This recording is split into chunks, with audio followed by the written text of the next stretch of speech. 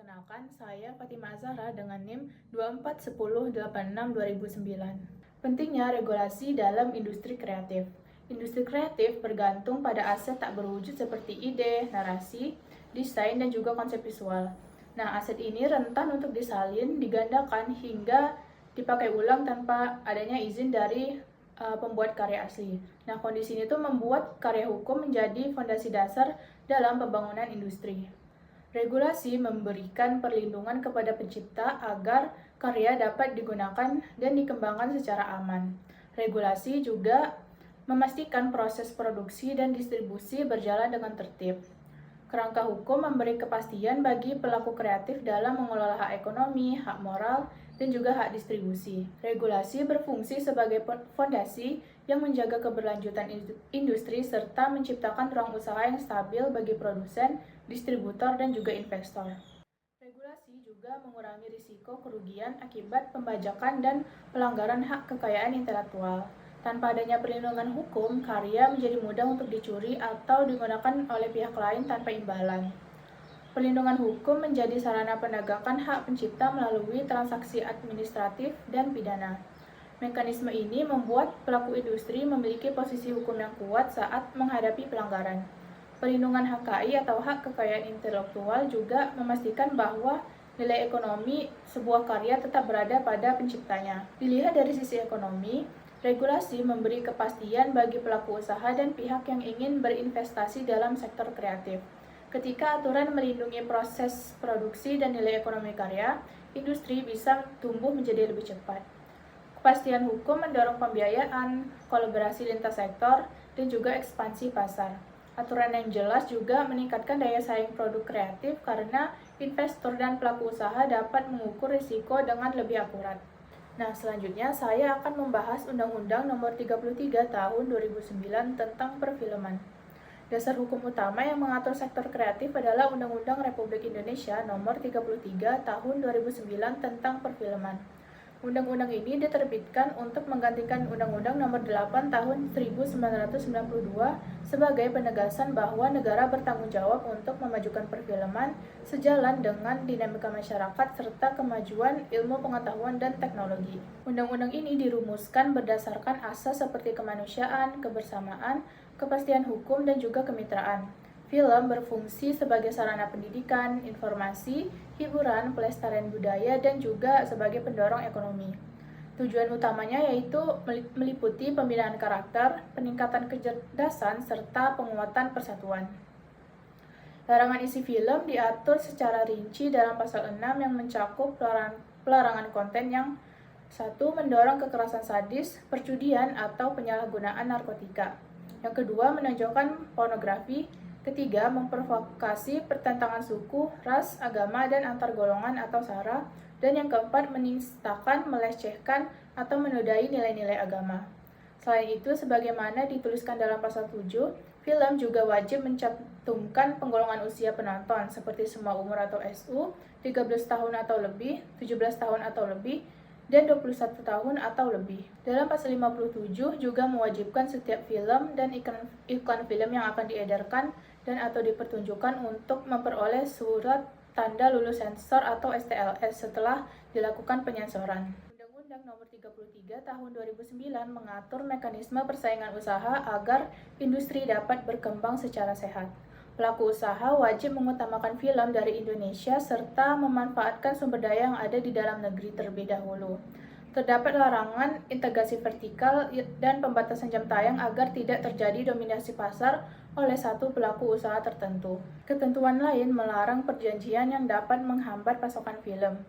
Pemerintah juga diberi kewenangan untuk memfasilitasi insentif seperti keringanan pajak ataupun bea masuk untuk mendukung perkembangan industri. Nah, selain Undang-Undang Nomor 33 Tahun 2009 tentang perfilman, ketentuan lain yang mengatur terkait industri kreatif yaitu Peraturan Pemerintah atau PP Nomor 18 Tahun 2014 tentang Lembaga Sensor Film atau LSF. LSF atau Lembaga Sensor Film dibentuk oleh pemerintah untuk melakukan penyensoran film dan juga iklan film. Berdasarkan Peraturan Pemerintah Nomor 18 Tahun 2014, Lembaga Sensor Film merupakan lembaga non-struktural, bersifat tetap, dan juga dinyatakan independen. Lembaga sensor film berkedudukan di ibu kota negara dan bertanggung jawab kepada presiden melalui menteri yang membidangi urusan kebudayaan. Tugas inti dari lembaga sensor film adalah melakukan penyensoran yang meliputi penelitian, penilaian, dan juga penentuan kelayakan film dan iklan film sebelum diedarkan atau dipertunjukkan kepada khalayak umum. Wewenang utama lembaga sensor film mencakup penentuan penggolongan usia penonton, pengembalian film untuk perbaikan, penyensoran ulang, dan juga pembatalan surat tanda lulus sensor atau STLS. Lembaga sensor film juga berwenang mengusulkan sanksi administratif kepada pemerintah terhadap pelanggar ketentuan Undang-Undang Perfilman. Peraturan Pemerintah Nomor 18 Tahun 2014 juga memberi batasan yang jelas tentang aspek apa saja yang menjadi penilaian. Penilaian tersebut mencakup adegan, dialog, visual, suara, dan juga terjemahan. Lembaga sensor film menilai konten berdasarkan prinsip perlindungan terhadap nilai agama dan juga norma sosial. Penilaian juga mencakup pencegahan konflik SARA, pembatasan pornografi, pembatasan kekerasan ekstrem, dan juga pencegahan dorongan tindakan untuk melawan hukum. Lembaga sensor film mempertimbangkan usia penonton dan potensi dampak terhadap kelompok rentan. Kriteria ini membuat penyensoran bekerja sebagai proses pengendalian agar film yang beredar sesuai dengan norma dan tidak menimbulkan gangguan di masyarakat luas. Oke, baik teman-teman. Di sini saya Exxon Noval Ayasi dengan NIM 2410862042 akan melanjutkan materi, dan materi saya kali ini yaitu tentang Lembaga Sensor Film atau LSF dan klasifikasi usia. Lembaga Sensor Film atau LSF adalah sebuah lembaga resmi pemerintahan yang bertugas untuk menilai dan menyensor film ataupun tayangan-tayangan lain sebelum ditayangkan kepada masyarakat. Nah, LSF ini berfungsi untuk menjaga agar setiap film yang beredar di masyarakat itu tetap sesuai dengan norma-norma yang ada.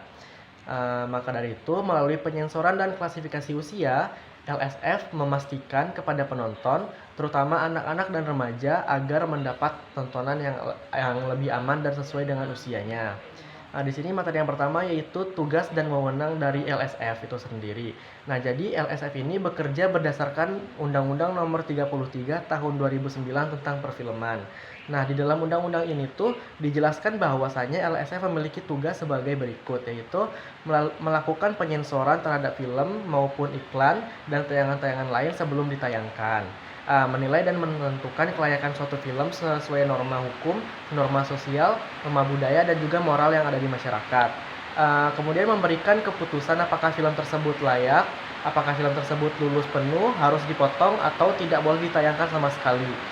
Kemudian memberikan klasifikasi usia agar penonton mengetahui batasan umur yang sesuai dengan isi film tersebut. Dan yang terakhir, melindungi kelompok rentan, terutamanya anak-anak dan remaja, dari konten-konten yang berpotensi berdampak negatif.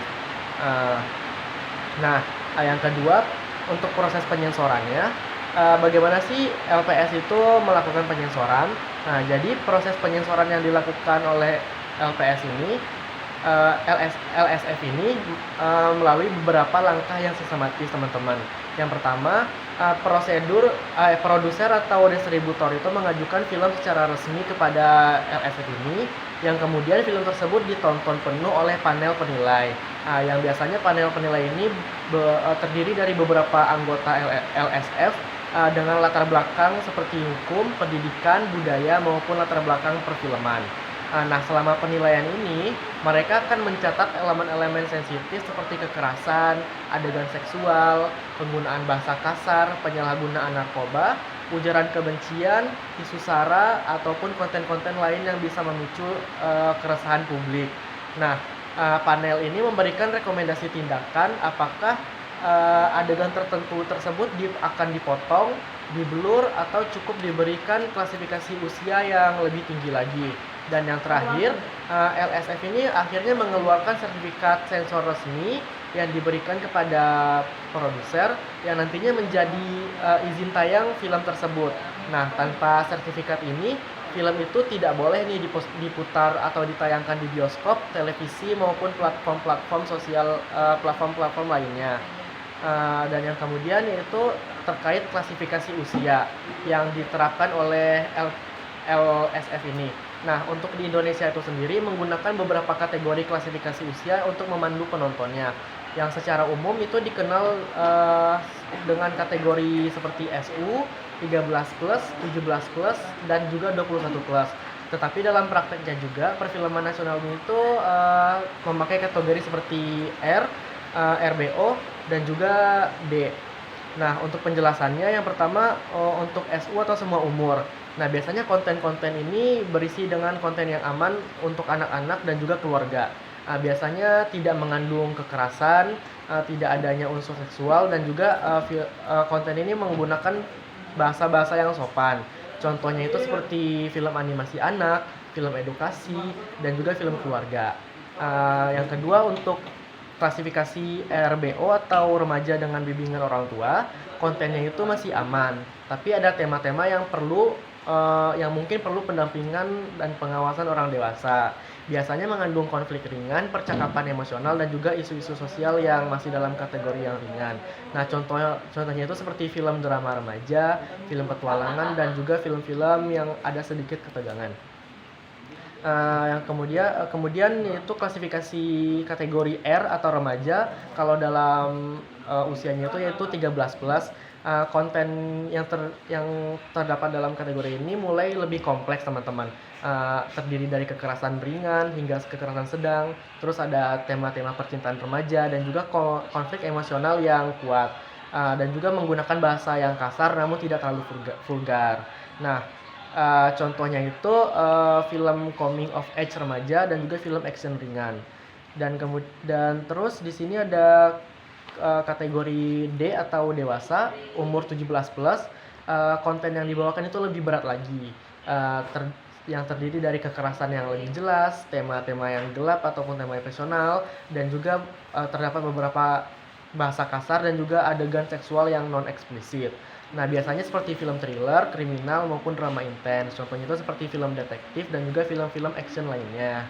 Dan yang terakhir yaitu kategori 21 plus atau khusus untuk dewasa.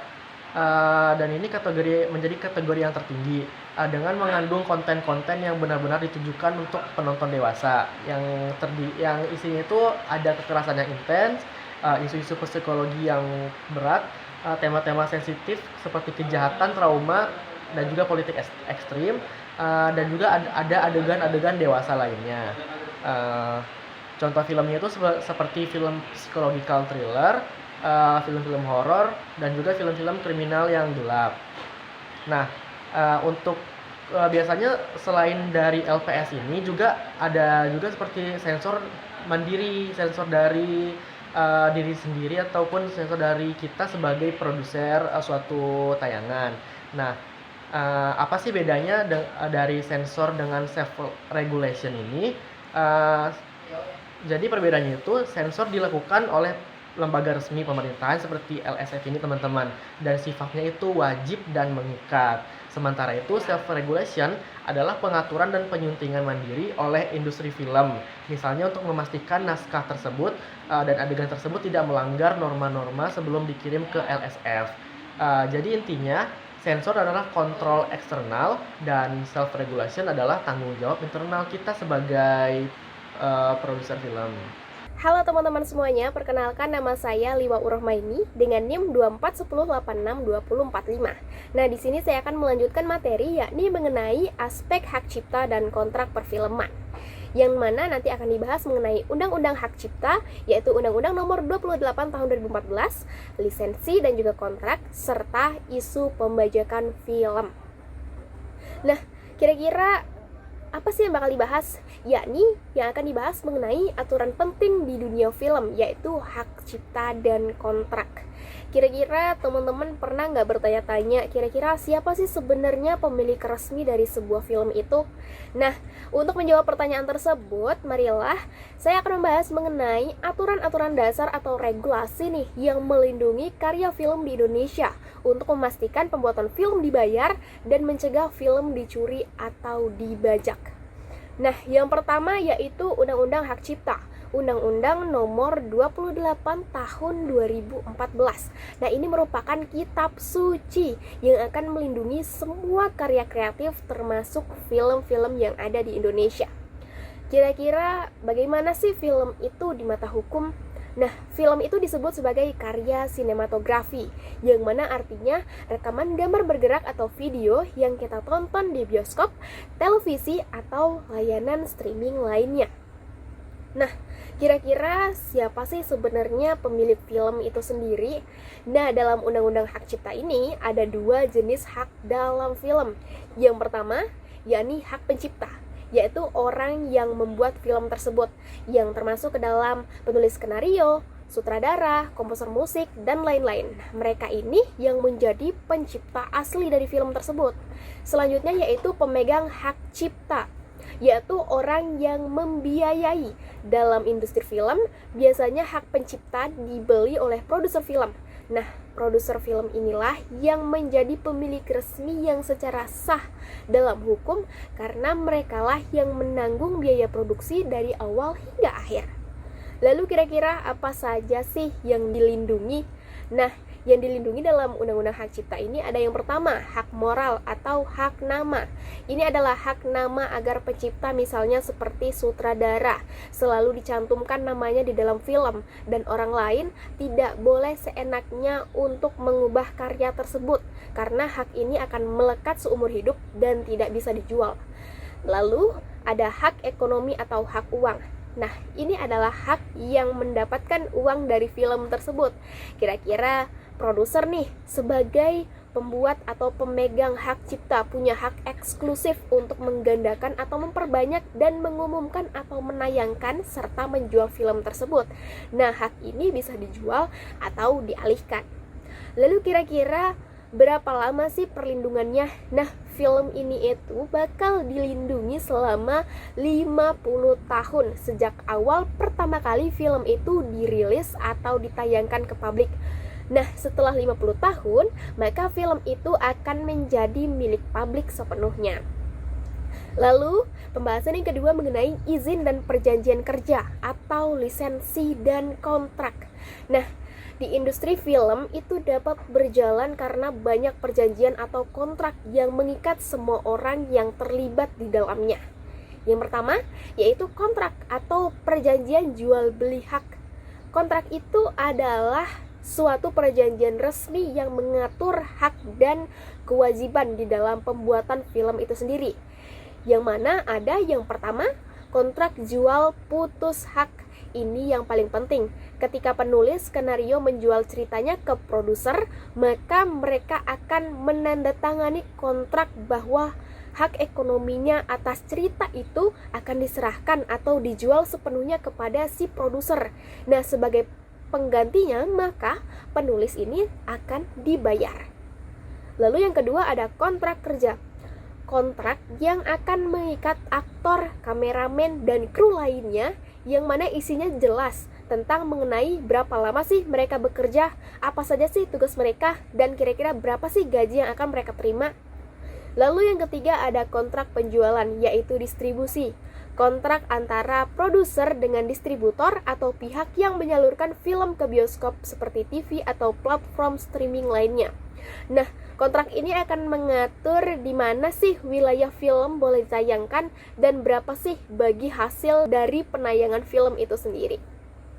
Lalu, pembahasan mengenai lisensi, yaitu izin pemakaian. Nah, lisensi ini adalah izin pinjam pakai yang diberikan oleh pemilik hak cipta kepada pihak lain. Nah, hak ciptanya tidak dijual, hanya diizinkan untuk dipakai. Yang mana ada satu, izin pemakaian lagu.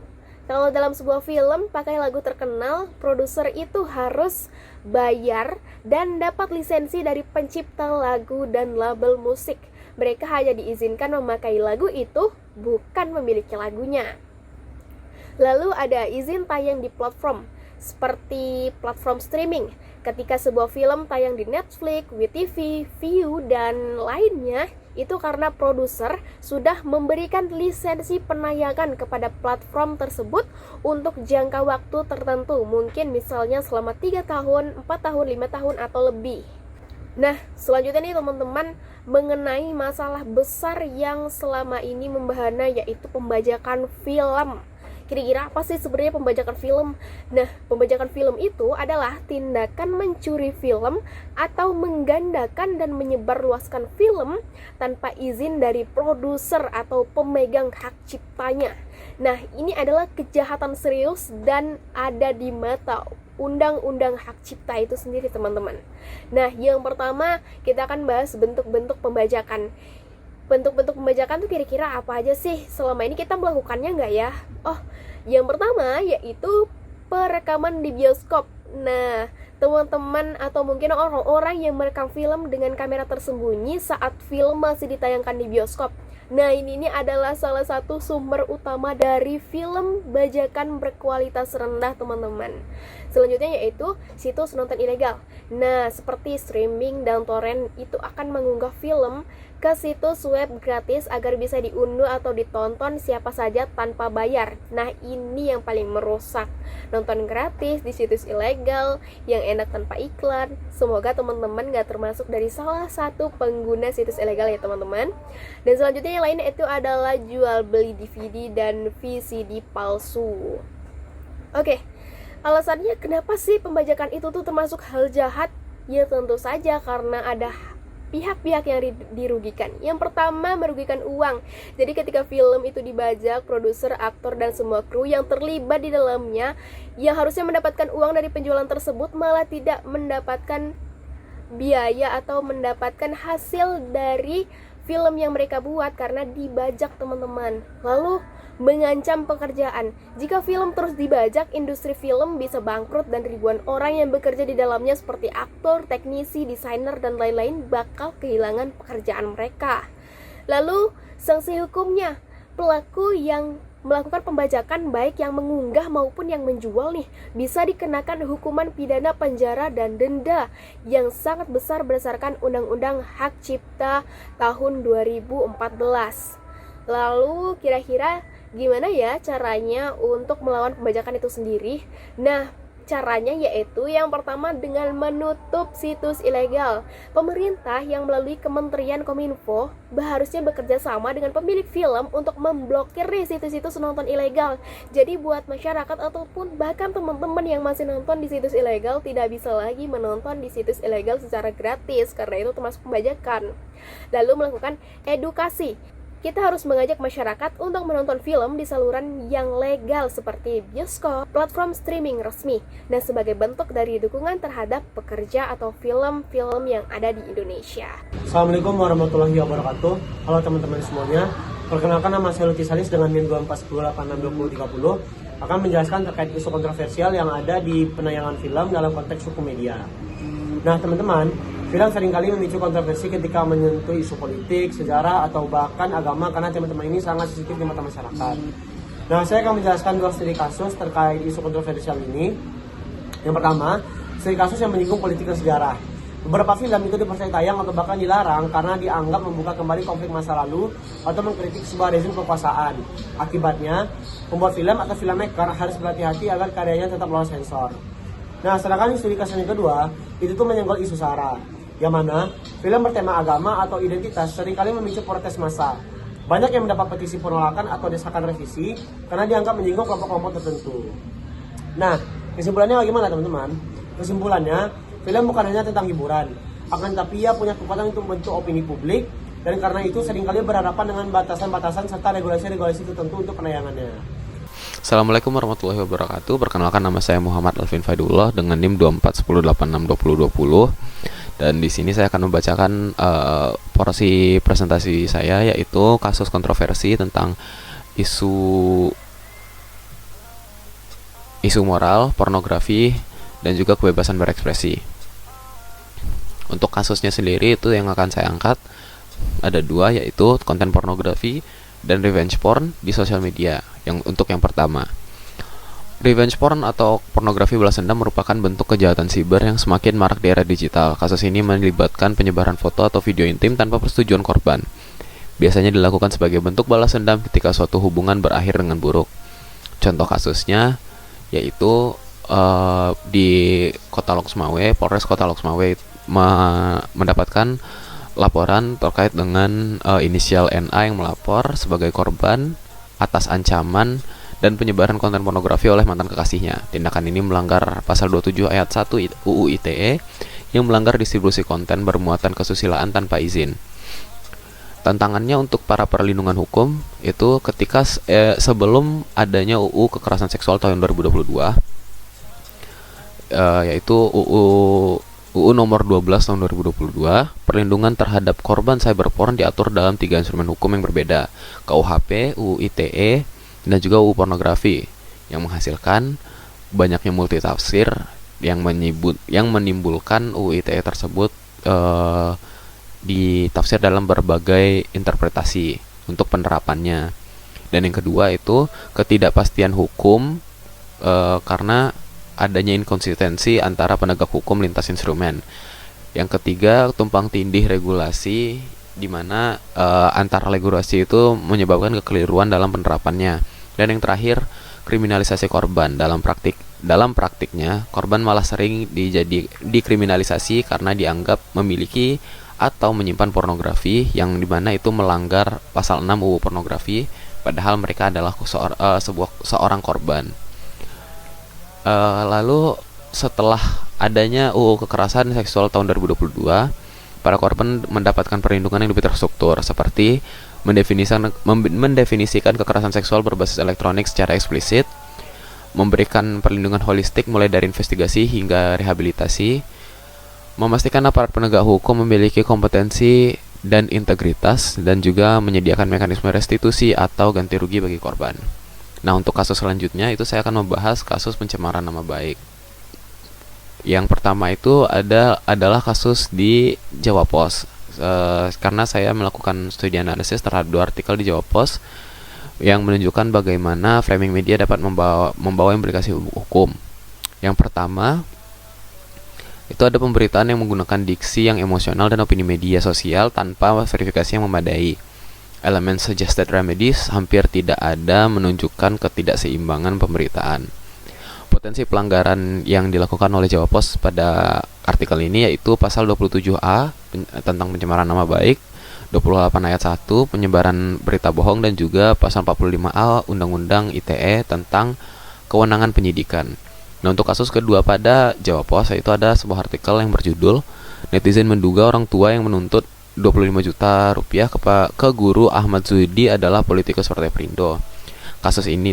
Artikel ini menunjukkan pelanggaran hukum yang lebih nyata karena mengangkat dugaan tanpa verifikasi sebagai headline, menyebutkan afiliasi politik tanpa klarifikasi resmi, dan juga berpotensi merusak reputasi pribadi. Dasar pelanggarannya adalah 27A UU ITE, yaitu secara eksplisit melanggar perbuatan menyerang kehormatan atau nama baik orang lain melalui media elektronik. Nah, untuk peraturan Dewan Pers ini terkait dengan pencemaran nama baik melalui pengelolaan akun media sosial, itu secara eksplisit menetapkan bahwa media harus menjaga sebuah martabat individu, tidak menayangkan konten yang mempermalukan atau merugikan pihak tertentu secara tidak adil. Media wajib memperkuat mekanisme editorial dan verifikasi. Praktik redaksional harus harmonisasi dengan pedoman media siber sesuai dengan ketentuan UU ITE. Nah, untuk isu sensitivitas atau isu moral dan tanggung jawab pada sebuah media, itu yang pertama, konten sensitif yang melibatkan seorang korban. Pengamat sosial mengingatkan bahwa ketika media membahas isu sensitif seperti kasus kriminal atau peristiwa yang melibatkan korban jiwa, ada tanggung jawab moral yang harus dijaga dalam era digital seperti ini. Saat ini, kecepatan menyebarkan informasi seringkali mengalahkan kepekaan manusia terhadap peristiwa yang sedang terjadi. Nah, untuk kedua, prinsip-prinsip etika media. Pertama, ada empati dan kemanusiaan, di mana sebuah narasi harus dibentuk untuk menempatkan korban sebagai manusia, bukan hanya sekedar objek berita atau sumber sensasi. Yang kedua, edukasi dan analisis mendalam, di mana kita harus fokus pada pesan edukatif, misalnya tentang pentingnya keselamatan, keadilan, atau solidaritas sosial. Analisis yang imbang dengan menyoroti akar masalah sistem hukum ataupun dampak sosialnya. Yang ketiga, penggunaan bahasa yang bertanggung jawab, seperti gunakan diksi yang empatik, tidak menghakimi, dan tidak memutarbalikkan fakta. Dan yang terakhir, verifikasi dan juga fact-checking. Pastikan setiap klaim yang akan dimasukkan ke dalam media itu telah diverifikasi sebelum dipublikasi. Jangan mengandalkan opini media sosial saja sebagai sumber utama dan lakukanlah research. Dan serta cantumkan sumber yang jelas dan dapat dipertanggungjawabkan. Nah, materi selanjutnya dukungan pemerintah dan insentif industri film.